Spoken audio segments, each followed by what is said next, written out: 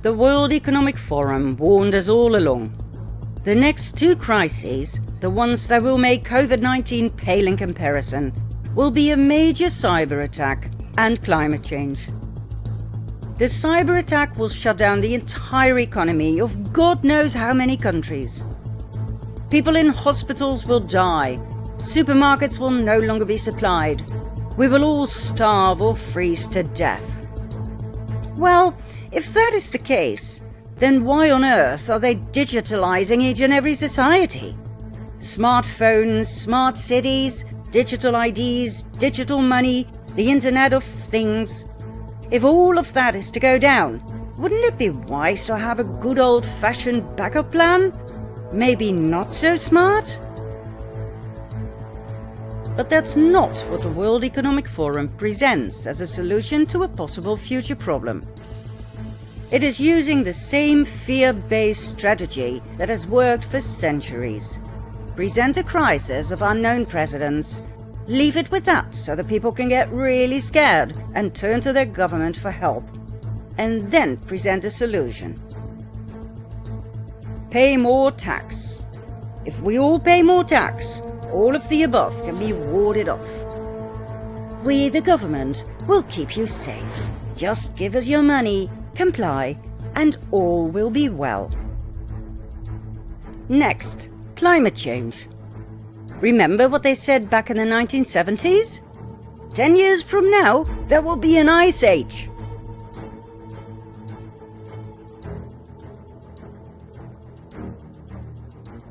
Remember what they said 10 years later? 10 years from now, acid rain will destroy all crops.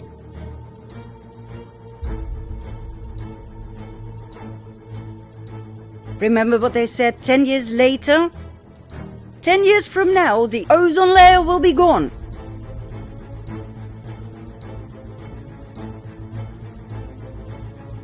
Remember what they said 10 years later? 10 years from now, the ice caps will be gone, melted. What happened to the Ice Age? Those were the experts talking. Remember Al Gore and his inconvenient truth? Alerting the public to an increasing planetary emergency due to global warming back in 2006, plus a sequel in 2017? Well, guess what? None of his terrifying predictions came true. He did win a shared Nobel Prize, though. God knows why. The ice caps are still there. We didn't get submerged in a modern-day deluge. Even the dikes in the Netherlands, a country partly below sea level, still hold, and we're all okay.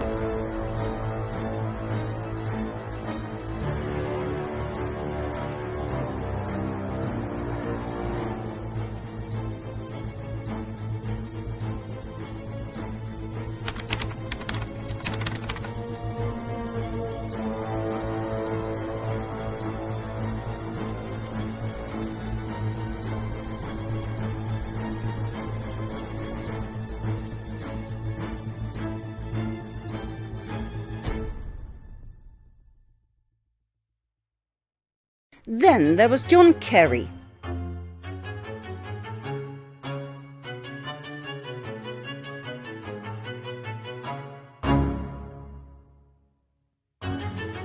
He is now US Special Presidential Envoy for Climate and speaker at the World Economic Forum, G7 and G20 meetings, where he shares his heartfelt, humble thoughts and emotions about saving the planet. We, select group of human beings, are able to sit in a room and come together and actually talk about saving the planet. I mean, it's so almost extraterrestrial to think about. Really, that's where we are. Oh my God. It's almost extraterrestrial to be talking about saving the planet? Seriously? Well, maybe you shouldn't talk so much about saving the planet. Maybe you should actually do something. I mean, the man is loaded with millions of dollars.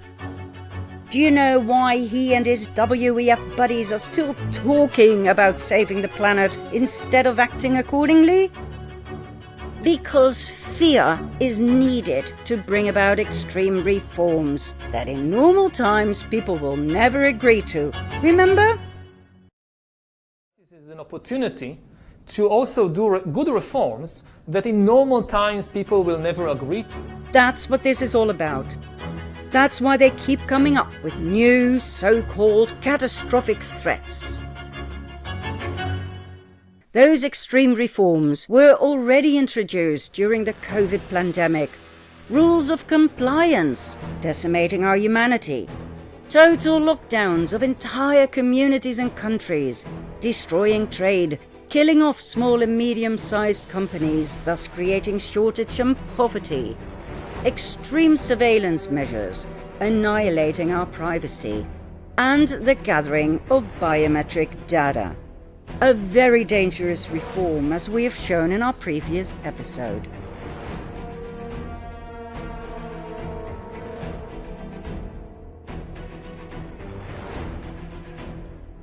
COVID-19 was an excellent fear inducer.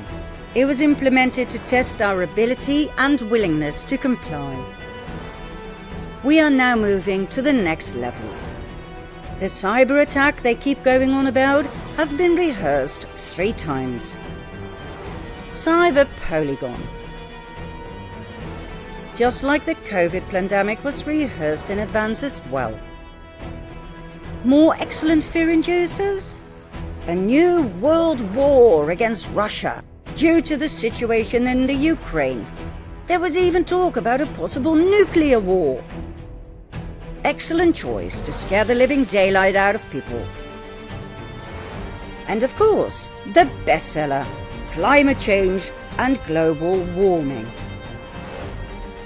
If people stop being afraid, the Cabal will lose power overnight, you see.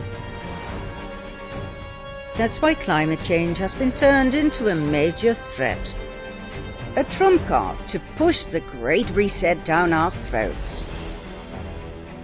Are we climate change deniers? Of course not. Climate change in and of itself is a natural phenomenon. It has existed since time immemorial, ever since the Earth was formed about 4.5 billion years ago. That's why there were ice ages, for instance. Global warming, global cooling. They came and they went. When the ice started melting some 13,000 years ago, were our ancestors to blame? Was it their carbon footprint that caused temperatures to rise? Of course not.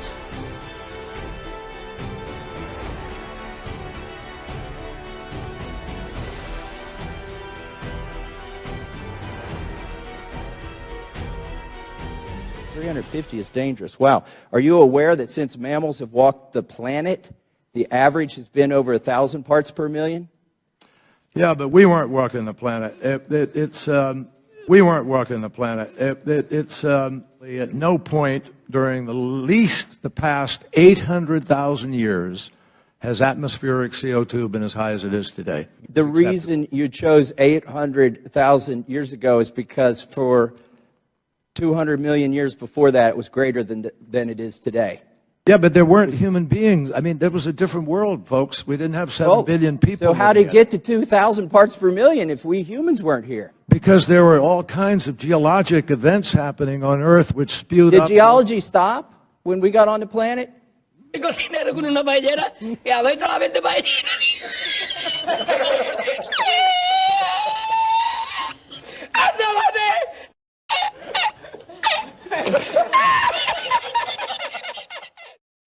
Climate change will always be a part of planet Earth, with or without people.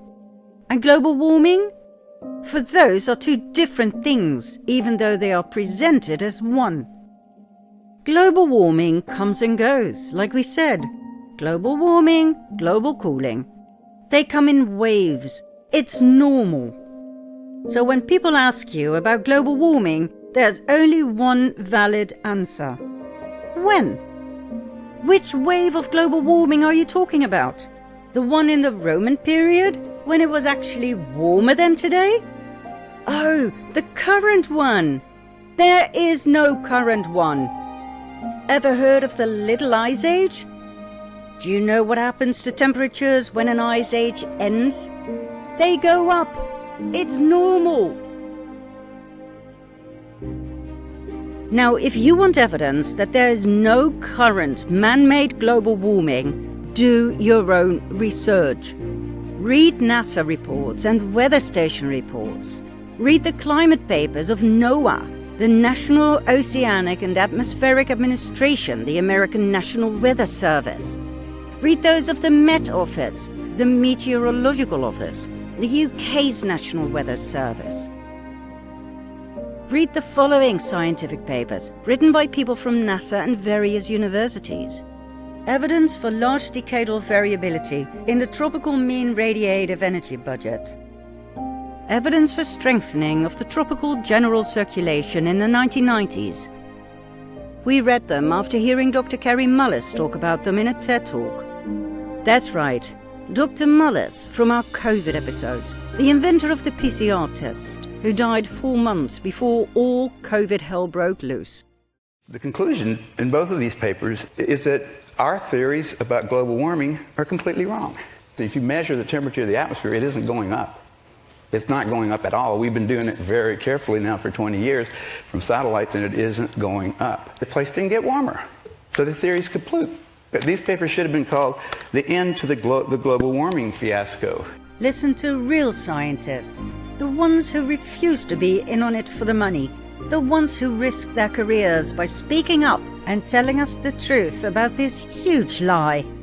Climate has always been changing, but this has nothing to do with man. A minute, you say this isn't caused by man. How come they're reporting this heat wave is recognised as the worst in 1,000 years of recorded history in Russia?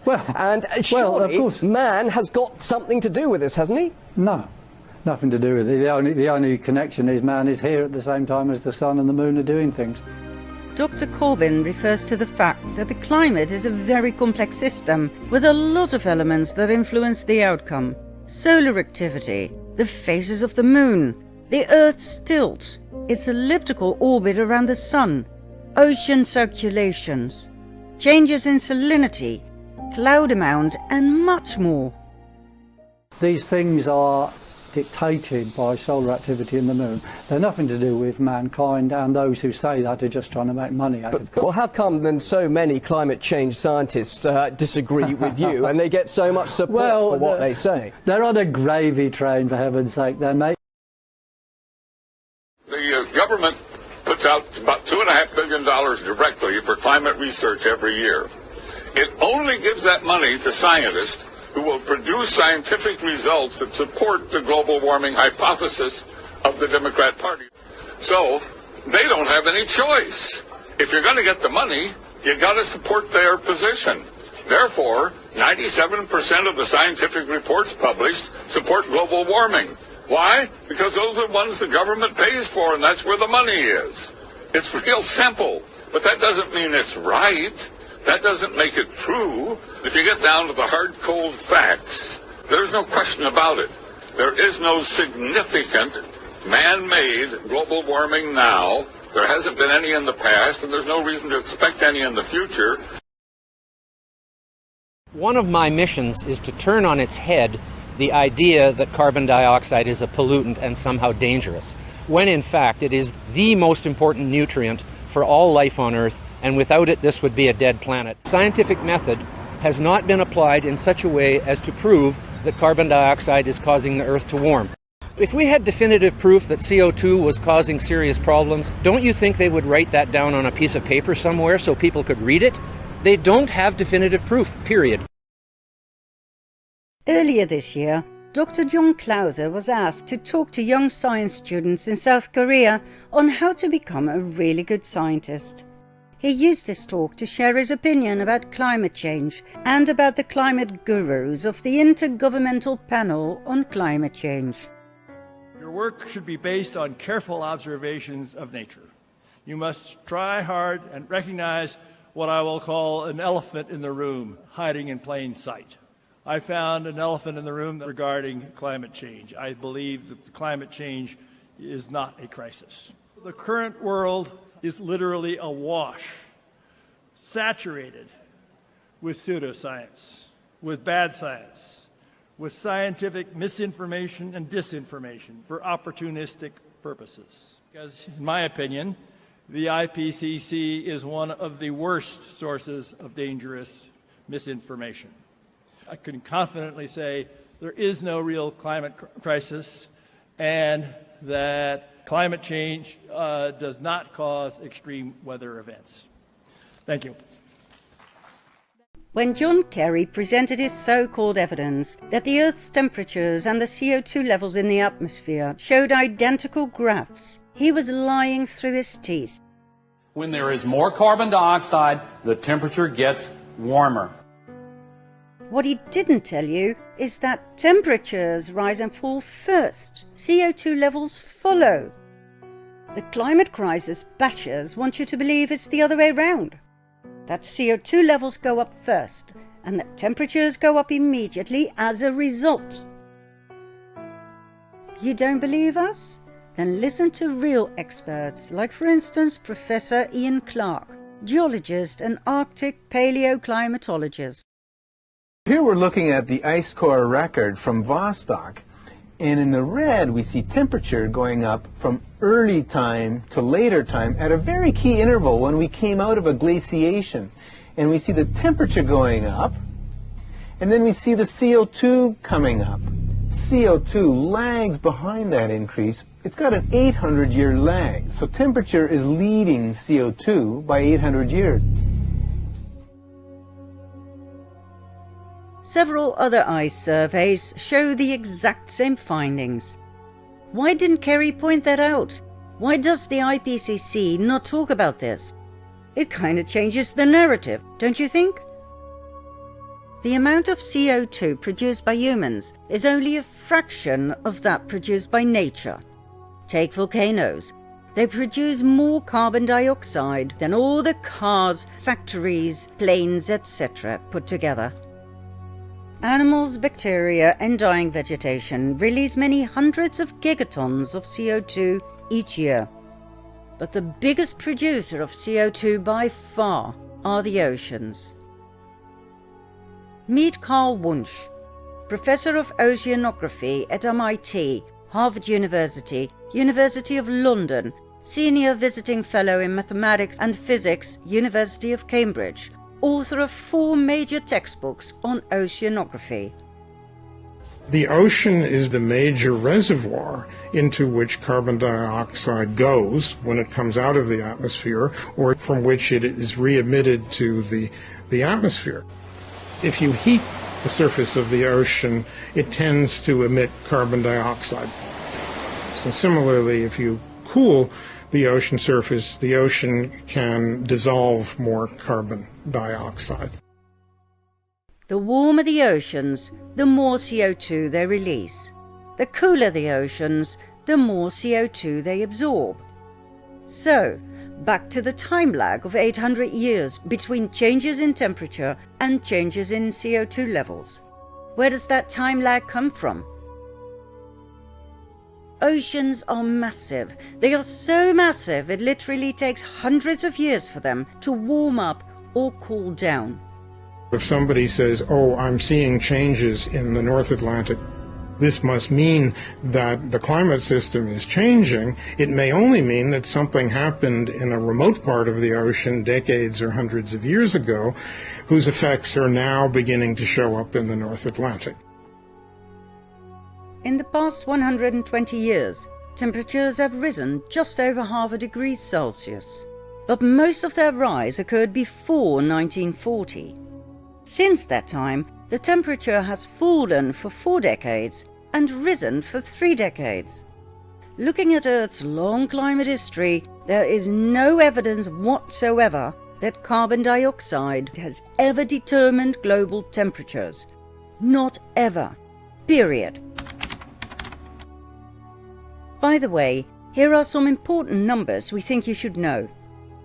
0.04% of our atmosphere consists of CO2. 95.7% of that amount is produced by nature. 4.3% is produced by man. In other words, 0.0017% of our atmosphere is CO2 produced by man.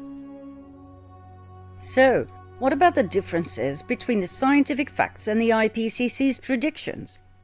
Let's hear what Professor Clark said at a congressional hearing. How do they model the greenhouse to achieve these temperatures? Well, CO2 is a very minor constituent of the atmosphere. The strongest, by far, is water vapor. And so water vapor is used in these models to drive climate warming. The model is based on a little bit of CO2 warming, which would be insignificant, is amplified by water vapor, a 2 to 4 time water vapor feedback. And this feedback effect has never been documented, it's never been seen in the geological record, and so it remains an hypothesis. Now that's a very polite way to say they are spicing up the statistics, because the real data would never show a climate crisis. The problem with these mathematical models is they show you exactly what you put into them. They make it extremely easy to manipulate the outcome and change the narrative. Bearing in mind that the models were set up to serve politics, not science, they predict extreme heat, droughts, food shortages, starvation, natural disasters, and so on and so forth. They now even show preposterous headlines that the planet has entered an era of boiling. This is insane, as none of the scientific data even remotely points in that direction.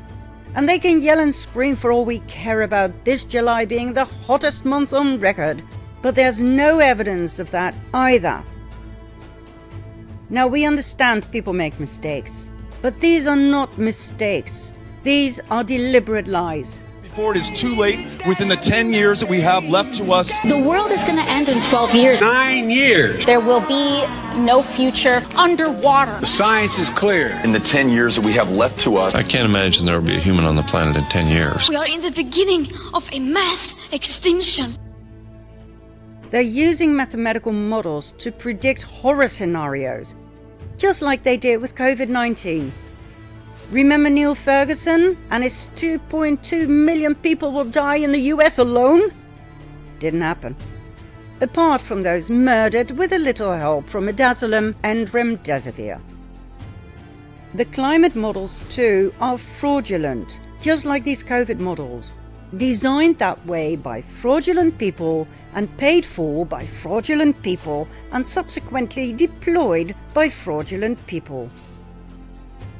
The so-called hockey stick effect was created deliberately that way by flattening the curves before the Industrial Revolution, making it seem like a nice and steady line, after which they put totally exaggerated predictions into their models that subsequently sped out this insane graph. We wonder, Mr. Man, what happened to the Little Ice Age? And where did you leave the medieval warming period,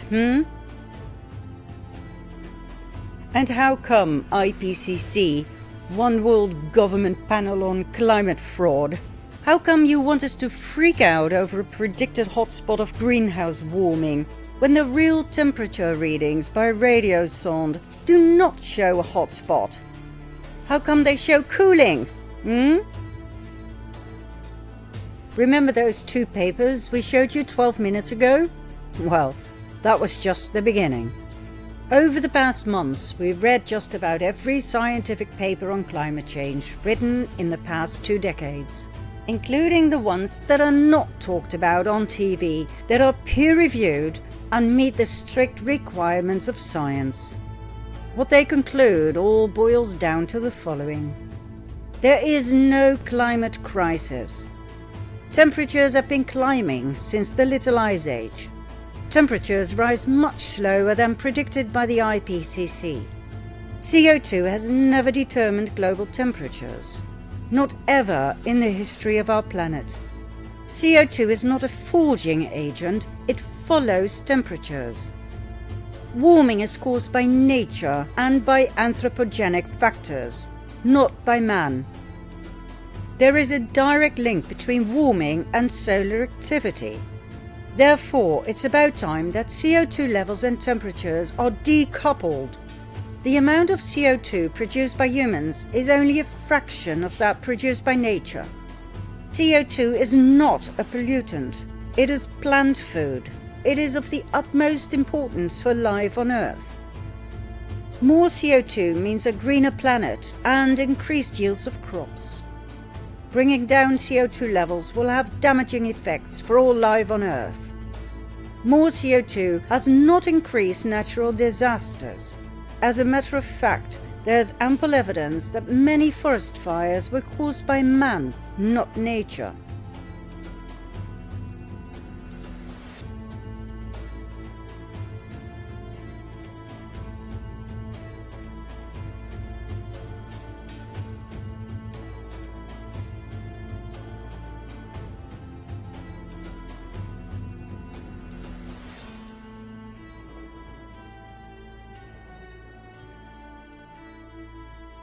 Crooked politicians using crooked models to blame everything on global warming and climate change.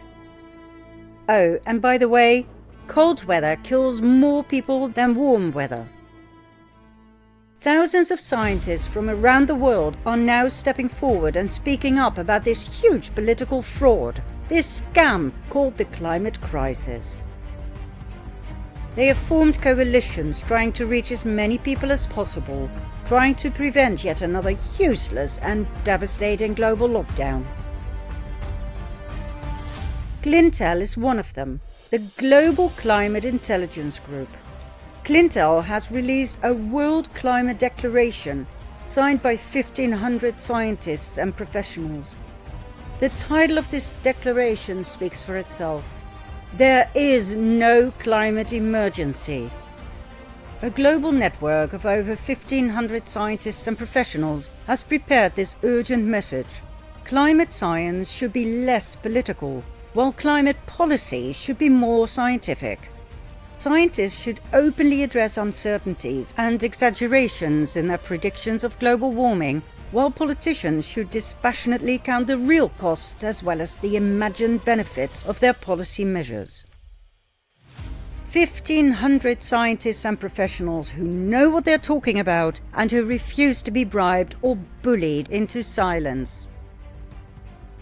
Let's leave it to Dan Peña to say it as it is.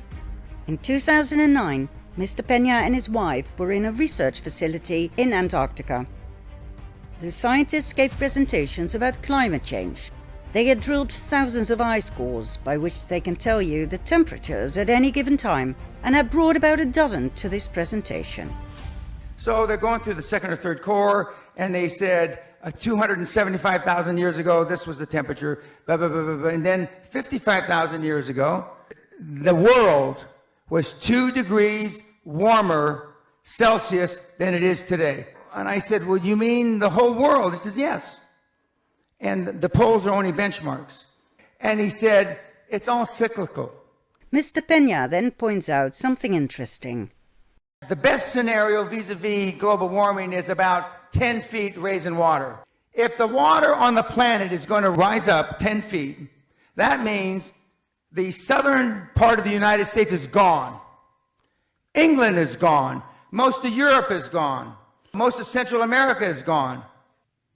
If it were really true, the banks wouldn't invest. The banks wouldn't finance. Not one motherfucking condominium. The financial institutions, the banks of this world know it's not going to happen.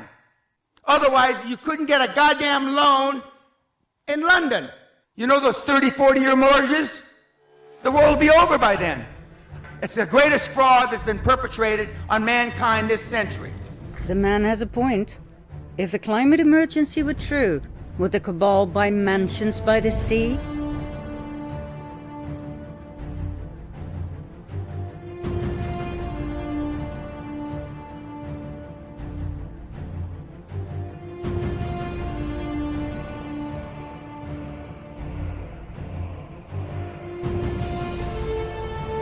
You were lied to all along, and the mainstream media was, as always, in on it. They've already announced in our office that once the public will be open to it, we're going to start focusing mainly on climate, like global warming, and like that's going to be our next focus. Like our focus was to get Trump out of office, right? So our next thing is going to be for climate change awareness. What does that look like? I have a feeling it's just going to be like constantly showing videos of like decline in ice and weather warming up and like the effects it's having on the economy and really talking Who decides that?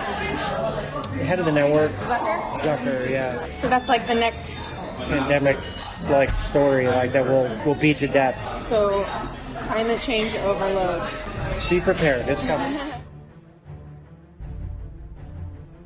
They lied about temperatures in general. They manipulated people by using new colors, red and orange.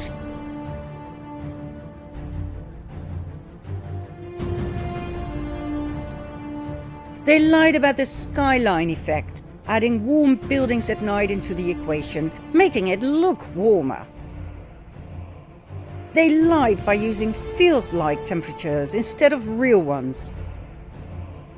They lied by making you believe humans are much more to blame for CO2 than volcanoes and oceans and even decomposing leaves in autumn.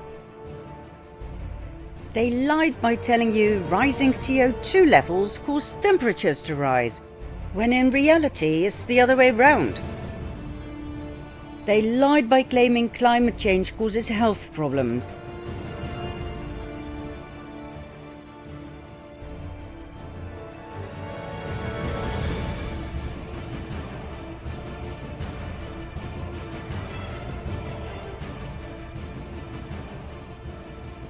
They lied using fraudulent climate models. They lied about there being a scientific consensus when there is none. And they deliberately silenced thousands of scientists who are trying to shout off the rooftops that there is no climate emergency. Other scientists are, to use Piers Corbyn's words, on the gravy train. Or to use this lady's words, many scientists are in the UN's pocket.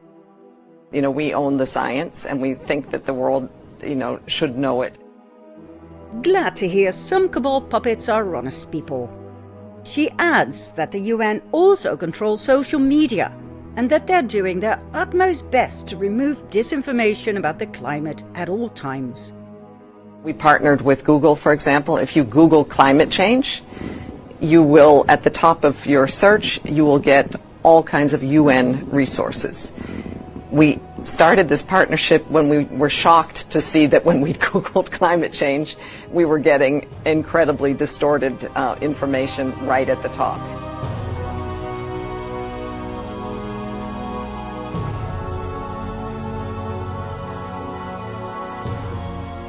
The mainstream media does the rest by spreading lie after lie after lie,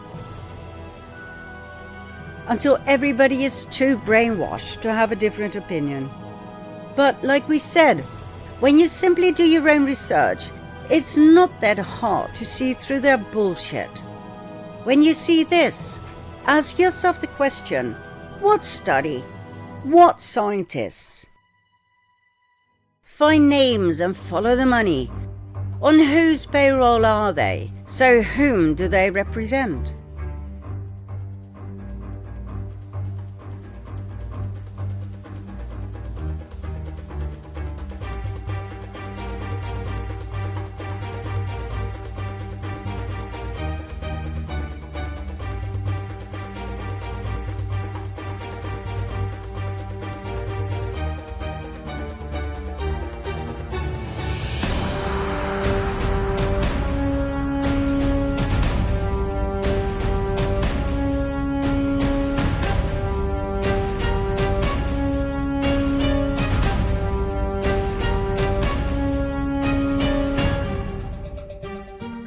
Ask yourself, why is it not allowed to have a different opinion? One that can actually be defended with scientific facts instead of vague claims. Why are those who state there's no climate emergency called climate change deniers? Why should they be ignored?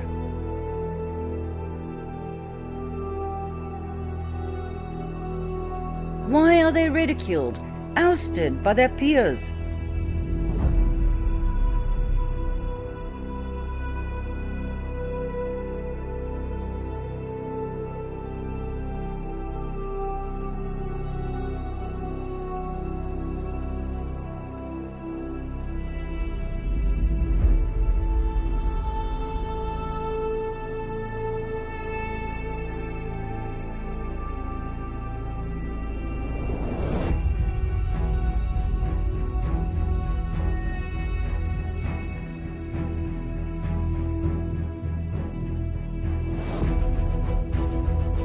Why is fear being normalized?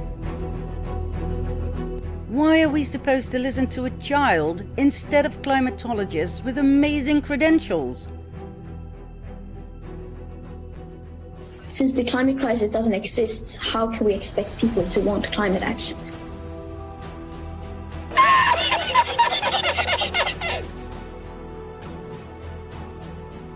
Once you see through the bullshit, it almost becomes entertaining. Europe is the fastest warming continent in the world. No, it's not Europe, it's the Arctic. No, it's Africa. Of course it's Africa. Oh, hang on, it's the Middle East. It's always hot in the Middle East. Or was that Africa? Aha! It turns out to be the US. Well, at least part of the US. It's New England. No! It's Russia! It is always Russia.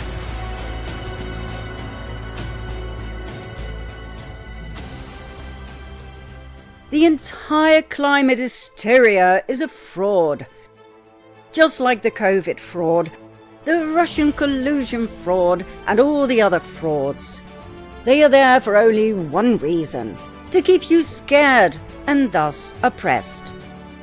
Why? So they can push their Agenda 2030 down our throats, including land and home expropriations, the destruction of our food sector, and the implementation of tri-state and 15-minute cities. The climate emergency was fabricated to turn us into prisoners in a totalitarian one-world regime. What they didn't count on, though, were the critical thinkers, those who did their own research and who refused to be silenced against all odds. Do you want to see where all of this will lead us? Then follow me to part 29.